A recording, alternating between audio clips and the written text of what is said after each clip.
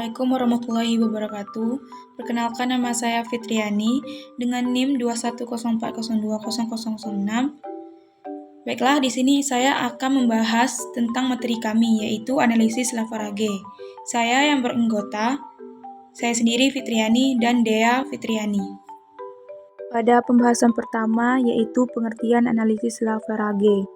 Dalam mengelola suatu usaha, selain modal kerja, perusahaan juga menggunakan aktiva tetap seperti tanah, bangunan pabrik, mesin, kendaraan, dan peralatan lainnya yang mempunyai masa manfaat jangka panjang lebih dari 1 tahun.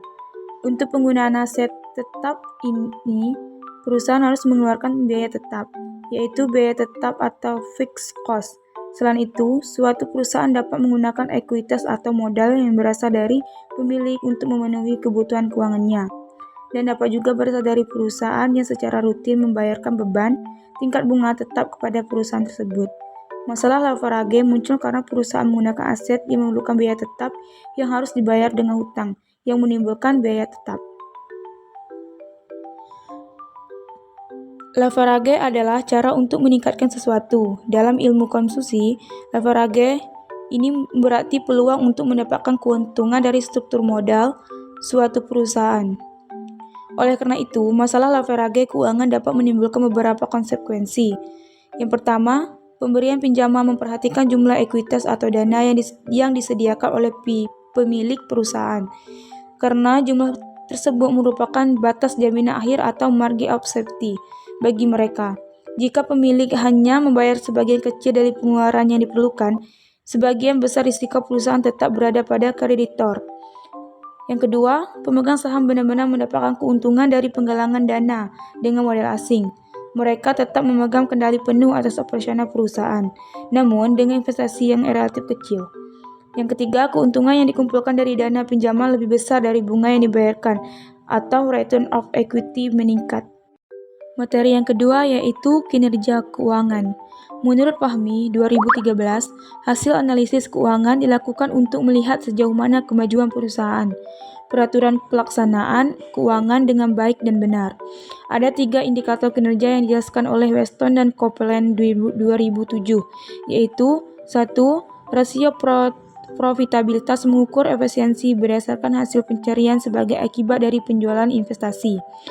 Yang kedua, ukuran laju pertumbuhan growth ratio, kemampuan perusahaan untuk mempertahankan posisi ekonomi mereka, pertumbuhan ekonomi dan industri atau di pasar produk tempat ia beroperasi.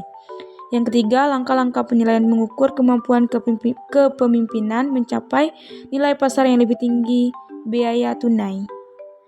Pada materi ketiga yaitu hubungan analisis Lavarage. Menurut Sartono 2010, hubungan yang berbeda-beda dapat diukur dengan pendanaan risiko yang berhubungan dengan perusahaan yang menggunakan penguatan dalam struktur modal. Misalnya, rasio total utang terhadap total aset, rasio hutang terhadap ekuitas, rasio pengembalian waktu, dan rasio cakupan biaya tetap.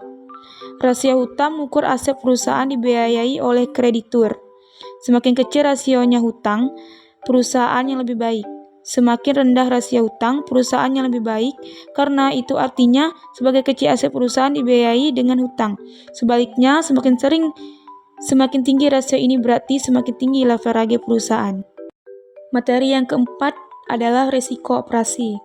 Lavarage operasi timbul dari kenyataan bahwa perusahaan beroperasi dengan aset tetap, sehingga harus menutupi biaya tetap.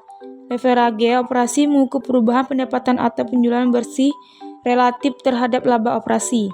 Dengan mengetahui tingkat Lavarage operasi, manajemen dapat memperkirakan perubahan laba operasi dari perubahan penjualan. Ukuran Lavarage operasi adalah Degree of Operating Leverage atau DOL. Artinya, jika DOL didapat 2, maka jika terjadi kenaikan atau penurunan penjualan, berarti 2 kali 10%, yaitu 20%. Semakin tinggi DOL, maka perusahaan semakin berisiko, karena harus menanggung biaya tetap yang semakin tinggi. Untuk menghitung besarnya DOL, bisa digunakan rumus DOL sama dengan persen perubahan dalam EBIT persen perubahan dalam sales. Materi yang kelima, risiko keuangan. Leverage adalah penggunaan sumber pembiayaan dengan biaya tetap dengan harapan memperoleh imbal hasil yang lebih tinggi dibandingkan biaya tetap untuk meningkatkan imbal hasil kepada pemegang saham.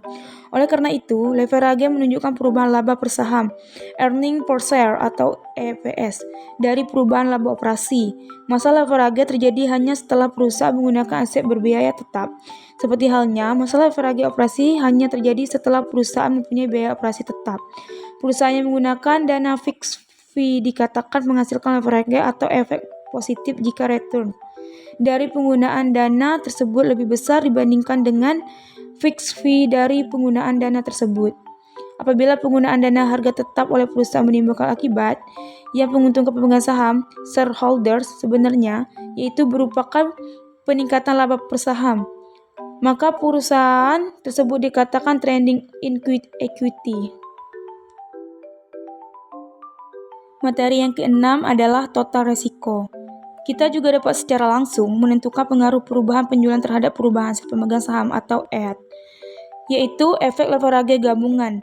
Leverage majemuk adalah pengaruh perubahan omset terhadap perubahan laba setelah pajak. Jika gabungkan leverage ditemukan 3, berarti perubahan omset sebesar 20% mempengaruhi hasil setelah pajak sebesar 3 kali 20% sama dengan 60%. Materi yang ketujuh yaitu konsep operating leverage. Leverage operasi menggambarkan perbandingan biaya tetap dan variabel perusahaan operasi dikatakan menguntungkan jika terjadi penjualan pendapatan atau pendapatan penjualan setelah dikurangi biaya-biaya variabel lebih besar. Dibandingkan tetap dan variabel perusahaan operasi dikatakan menguntungkan jika terjadi penjualan pendapatan atau pendapatan penjualan setelah dikurangi biaya-biaya variabel lebih besar dibandingkan biaya tetap. Dengan demikian, tuas kerja ditentukan hubungan antara pendapatan penjualan yang diterima perusahaan dan laba sebelum bunga dan pajak atau EBIT. Laporan laba rugi di bawah ini menunjukkan kewajiban lancar mengacu pada biaya dan pengeluaran tetap variabel. Materi yang ke-8 adalah konsep finansial leverage. Materi yang ke-8 adalah konsep finansial leverage. Finansial leverage keuangan adalah penggunaan sumber daya keuangan biaya tetap. Leverage ini ditentukan rasio laba operasi terhadap laba per saham dan besarnya laba operasi yang menghasilkan laba per saham positif mempunyai dampak biaya yang dikeluarkan, misalnya bunga atau pajak. Berkat ini, penggunaan dana eksternal perusahaan menjadi lebih besar, termasuk pembayaran tetap atau pinjaman jangka panjang, obligasi, mempengaruhi laba per saham. Penyampaian materi yang ke-9 yaitu konsep combined leverage effect. Kombinasi dari dua konsep yang disebutkan di atas adalah operasi leverage dan leverage finansial disebut derajat leverage gabungan yang menggambarkan ukurannya tingkat perubahan laba bersih setelah pajak atau EPS dengan perubahan tingkat penjualan. Untuk mengukur pengaruhnya dapat didefinisi sebagai hitung rasio penguatan komposit. Pada materi yang ke-10 yaitu indifferent point. Dalam hal pemenuhan kebutuhan finansial, perusahaan selalu melakukannya dihadapkan pada beberapa alternatif sumber biaya, yaitu pertama, penerbitan saham baru, yang kedua, obligasi atau pinjaman, yang ketiga, kombinasi keduanya dengan faktor penguatan tertentu. Penting ketika memilih opsi konsumsi ini mempertimbangkan alternatif yang menghasilkan keuntungan bisnis, mendapatkan EPS yang sama atau EPS yang menguntungkan. Dalam situasi ini, keseimbangan biaya baik faktor leverage apapun memberikan EPS yang sama-sama yaitu profitabilitas penjualan EPS, yaitu tingkat penjualan itu memberikan jumlah laba per saham yang sama-sama dana tambahan digunakan sebagai modal pinjaman atau surat hutang atau penerbitan saham. Kondisi ini disebut titik indifferent, yaitu tingkat keuntungan perusahaan sebelumnya bunga dan pajak atau EBIT yang memberikan EPS yang sama kemungkinan konsumsi yang disebutkan di atas. Materi yang ke-11 yaitu earning per share. Laba per saham merupakan ukuran penting hubungan perusahaan. Laba per saham atau EPS adalah tingkat laba bersih per saham yang dapat dicapai suatu perusahaan pada saat itu. Untuk melaksanakan prosedur tersebut, pengertian laba per saham menurut Darmajit dan Fakhruddin menjelaskan bahwa laba per saham merupakan rasio yang menunjukkan laba setiap saham investor yang diakuisisi. Hubungan tersebut dapat dirumuskan sebagai berikut. EPS yang tinggi menandakan kinerja perusahaan yang baik dan tentu saja menarik minat pemegang saham dan calon pemegang saham. Namun tidak semua keuntungan terwujud berdasarkan hasilnya. Perusahaan akan dibagikan kepada pemegang saham rapat umum tentang kebijakan dividen. EPS atau laba per saham adalah semakin besar dan menguat karena utang digunakan untuk menggantikan ekuitas. Materi yang ke-12 yaitu struktur modal dan leverage. Struktur modal merupakan bagian dari struktur keuangan yang mencerminkan keseimbangan atau mutlak atau relatif di antara seluruh modal asing, baik jangka pendek maupun jangka panjang. Besarnya kesetaraan. Struktur modal merupakan kombinasi utang dan ekuitas internal struktur keuangan jangka panjang perusahaan. Menurut Brigham dan Houston, ada beberapa faktor yang mempengaruhi struktur modal. Yang pertama adalah stabilitas penjualan. Perusahaan yang bergerak di bidang penjualan relatif stabil dapat memperoleh lebih banyak pinjaman dengan lebih aman dan menanggung lebih banyak biaya tetap lebih tinggi dibandingkan dengan perusahaan dengan penjualan berfluktuasi. Yang lainnya adalah struktur aktif. Perusahaan dengan aset yang cocok sebagai jaminan pinjaman umumnya menggunakan lebih banyak utang. Faktor ketiga yang mempengaruhi struktur modal adalah leverage operasi. Selanjutnya, materi yang ke-13, pengukuran leverage. Leverage keuangan digunakan untuk mengukur berapa banyak uang yang dapat diperoleh perusahaan utang jangka panjang. Leverage mempengaruhi setelah pendapatan bunga dan pajak atau pendapatan yang tersedia bagi pemegang saham biasa. Mengapa penggunaan leverage? Perusahaan menggunakan leverage keuangan tujuannya adalah untuk mendapatkan lebih banyak keuntungan lebih besar dari biaya atau biaya tetap dia mengambilnya. Leverage keuangan juga meningkatkan risiko atau volatilitas keuntungan.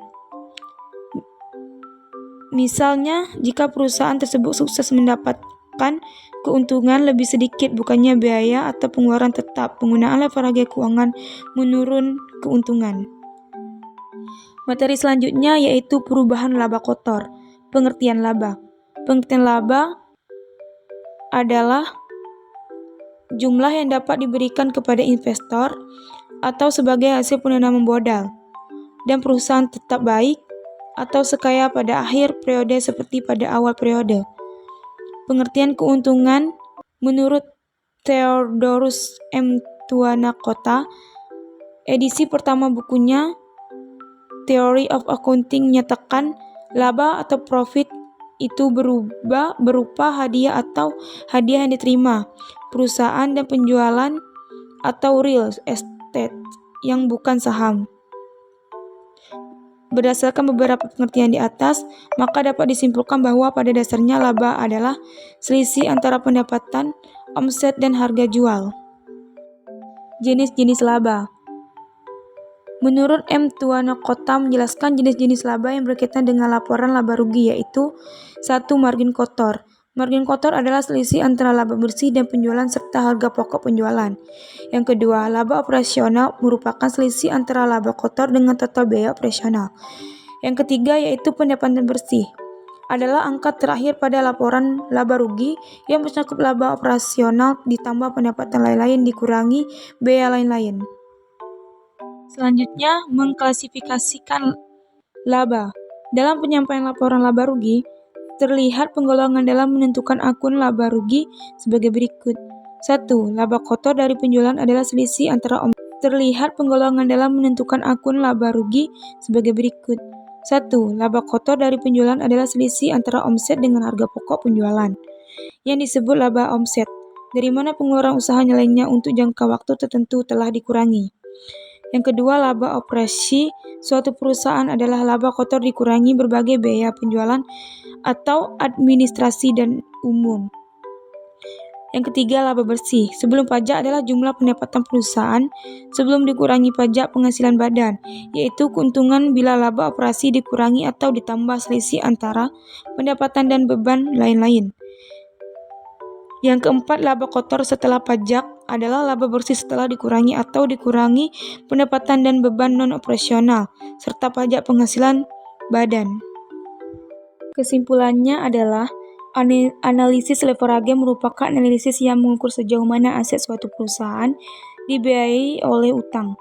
Analisis ini mengukur seberapa banyak uang yang diberikan pemilik usaha dibandingkan dengan uang yang diterima dari kreditur perusahaan, atau seberapa besar perusahaan dibiayai oleh hutang jangka panjang.